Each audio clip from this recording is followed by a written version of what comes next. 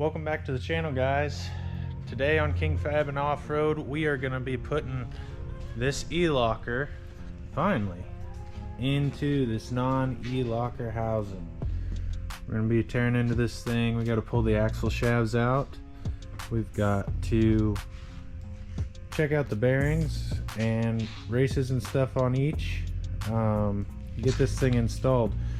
Today we also have our Barnes four-wheel drive truss that I'm gonna potentially fit on there. We'll see if that makes it on today. These are pass-through connectors that we are gonna do for our wires that run through this housing. As I stated before in another video, right here is where these are gonna go through. This axle does not have what this axle has. So we're gonna make that happen. We're just gonna get right to it today. I'm gonna start tearing this thing apart and see what's inside.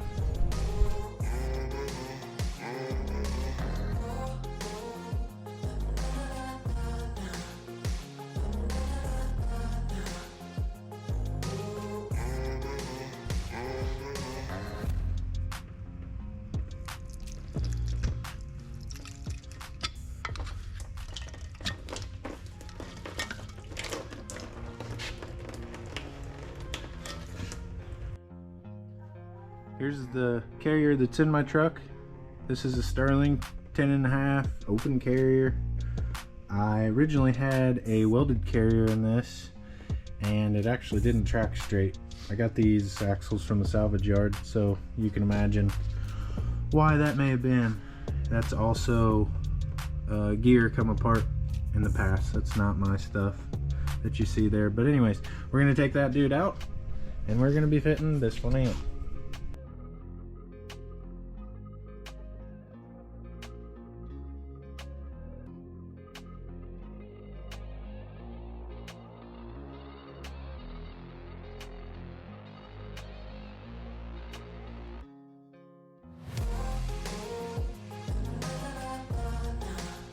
Alrighty, I got both the carriers out. This is my old one. This had my 538s on it. This is the open carrier that we're getting rid of. This is the Elocker. I took the 373s off of it and we are putting my 538s back on it, and we are going to start fitting it in the truck and see how everything's going to fit. I have nitro gears which send me with adjustable shims that I had from my previous install, so hopefully those go in my carrier the way they just were, and I have good lash and everything, and it's simple. If not, we're gonna have to do some adjusting.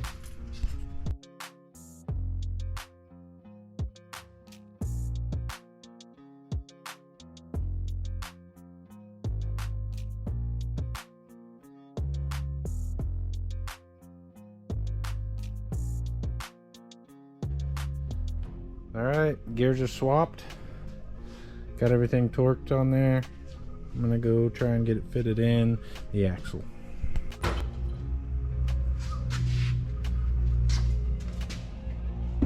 Man, it's a good thing that thing's not heavy or anything.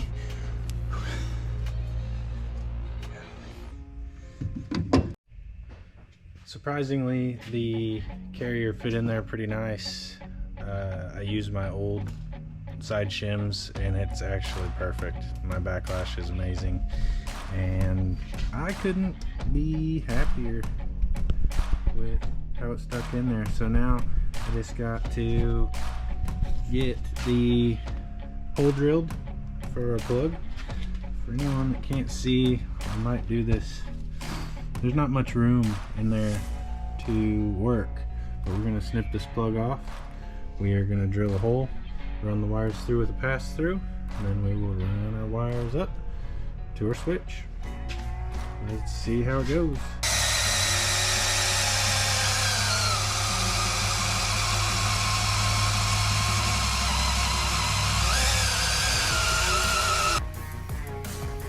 Holes drilled. Now we're going to do a little tapping action.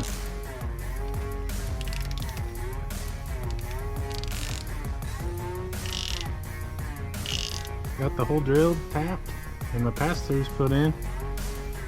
It actually ended up really square I'm pretty happy with it. So I'm gonna get the pigtail cut down and my wires fed through and have a wire to hook up, and then we'll have us an E-locker. This is what my wires look like.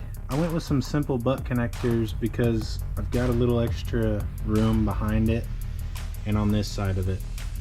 This just so happens that the end of this is going to be at the back of that, and that's going to keep the wires from moving around and almost act as a stop. I can't really show you that up close, but it works in my head. So I'm gonna shrink these up and then run them through, and I'll show you what the final product looks like.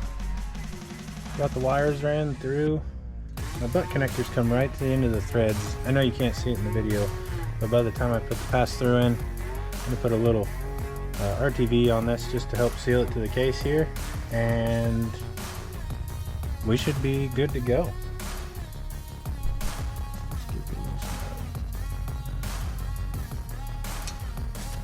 That's it. Just finishing gluing this cover back on. Get all these bolts tightened up. Then we can run wires for our locker switch. As far as install, everything's back in and good to go. Now that we got the rear end all wrapped up, I'm going to start on the wiring. We're putting this Auxbeam 6-gang controller in. I'm going to run just some basic wires back to the locker itself, but this is going to be running many different things. Lights, lockers, compressors, things like that in the future. Comes with different stickers you can put on your control panel and mounting hardware, things like that. I got this on Amazon. It's looks to be a pretty good kit, honestly. We'll see as I get it all installed here.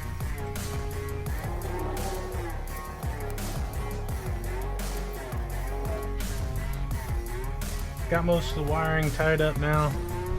I apologize for not filming most of this, but I ended up running 3 wires, or tied together anyways, for my rock lights I'm gonna have back here, and then my 2 wires, my ground running just up here, and then my power running for my switch panel.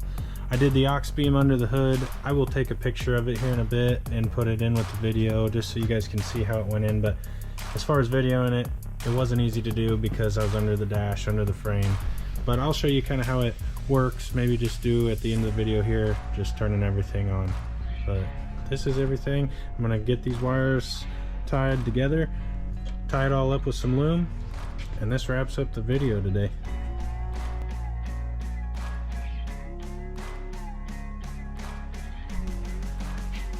Rock lights installed, tied them to the front, got this all tied up nice to the brake line, pass-through connector, everything's buttoned up. Hope you guys liked the video. I know it wasn't really informational, but it shows you what my idea was with this. I didn't get a chance to put the truss on. I'm gonna have to move the brake line and breather around on this side to make it fit. But anyways, I hope you guys liked the video. I appreciate you guys watching, and I'll see you guys next time.